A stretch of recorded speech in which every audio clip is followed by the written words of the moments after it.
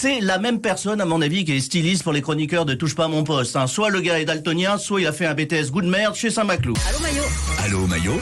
Allô Maillot. Salut Régis Maillot. Bonjour à tous. Alors c'est l'événement mondial, hein, les JO de Pékin. C'est terminé. Hein. Kenavo, hein, comme on dit à Shanghai. Hein. Je parle un petit peu chinois. Quel engouement, hein, ces JO populaires. Hein. Quel engouement, c'est vrai. Hein. Heureusement que le fils de François Fillon, Quentin, je crois, a remporté 6 médailles au biathlon. Sinon, personne ne se serait vraiment aperçu qu'ils avaient débuté. Alors j'ai une réclamation justement à propos des JO. Un message de Christina Cordula qui me demande qui est responsable des costumes dans les épreuves de patinage artistique aux JO. C'est vrai que ça pique un peu les yeux. Hein. On dirait le drapeau comme ça. Vous êtes jaloux, c'est pour ça. Ah non, c'est-à-dire la raison. Moi j'ai suivi les épreuves mixtes. J'avais les yeux qui éternuaient. Il y a des couleurs partout. En termes de sobriété, le patinage artistique, les vêtements, à côté l'Eurovision, c'est un défilé de burqa à Kaboul. Hein.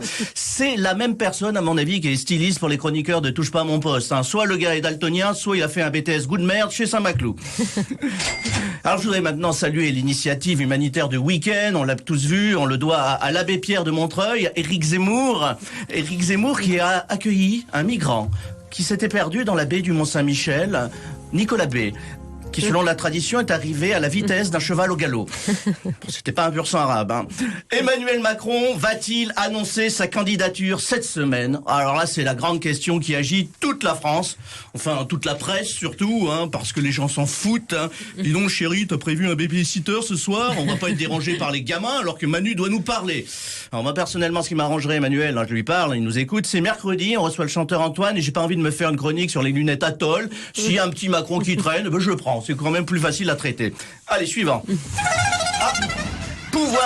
Pouvoir d'achat, vous avez vu, les Français sont à l'affût de la moindre promotion. Eh bien, la preuve, notre président Emmanuel Macron a fait ses courses ce week-end au Parti Socialiste, le hard discount de la politique. Et oui, après avoir fait les soldes LR, Manu se sert dans la bourse alimentaire du PS. Marisol Touraine, hein, bah, c'est plus une campagne, oui, hein. C'est plus une campagne, c'est les restos du cœur, hein. Tout le monde a la gamelle. C'est Éric Woerth d'un côté, Marisol Touraine de l'autre. Le prochain gouvernement de Macron, ça va être des gens qui se détestent, ça va être la vente de Gaza quelque part. Et pour conclure, on va parler gastronomie avec notre invité qui organise un dîner, je crois. Hein. Pourtant, vous n'êtes pas traiteur. C'est le dîner du CRIF. On me demande qu'est-ce que le dîner du CRIF. Bah, c'est une sorte de pince-fesse républicain, c'est VIP, une sorte de top chef des politiques, mais sans les casseroles. Brigitte Dutouquet me demande, Monsieur Maillot, est-ce que vous êtes invité au dîner du CRIF? Alors attendez, je vais vérifier ça tout de suite dans mon agenda. 24 février, ça tombe un jeudi. Écoutez, je peux me libérer.